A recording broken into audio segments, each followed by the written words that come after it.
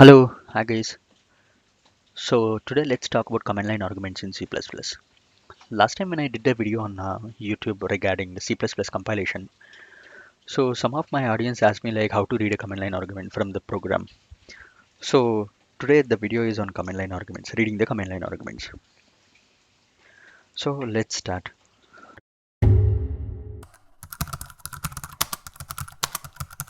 So let's try to create a program. So even before that one, I want to tell you that I am using VS Code. So how to use a VS Code for C++ development and how to set up VS Code, all those things I gonna give do some other video. So today let's directly deep dive into a program itself.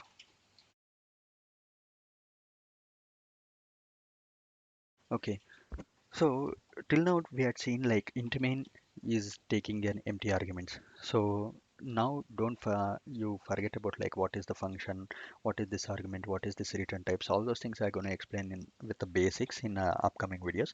This is only to the audience who asked for the command line arguments. So usually this main will not take will not take any arguments, and also it may takes some of the arguments.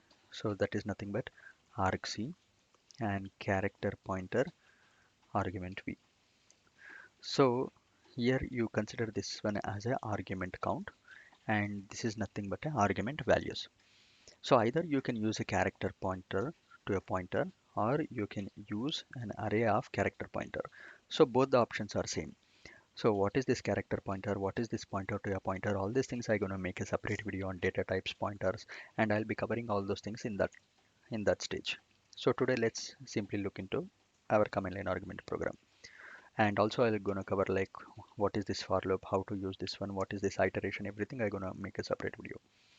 So here I am creating a for loop, int I is equal to 0, I is less than argument count, I plus plus.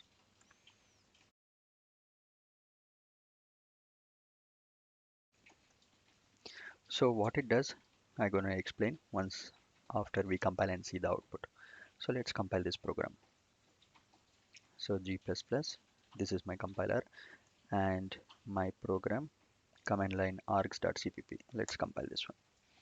Once after we compile this one, it generated an output a.out. Let me execute this a.out. See here, the program itself is getting printed. That means the file itself is getting printed. So now let's see in our program what is happening.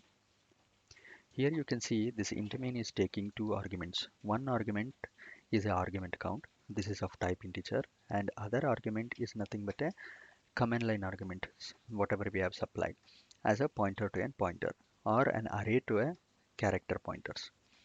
So what actually here I am doing is I am iterating through this array of character pointers and I am printing one by one.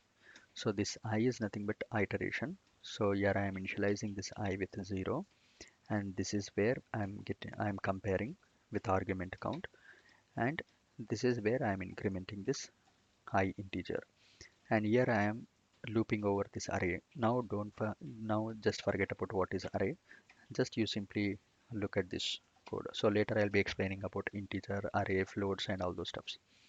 So what exactly is happening is whenever you execute a program like this, the first argument to a program is the program name itself. That means this is considered as the zeroth element.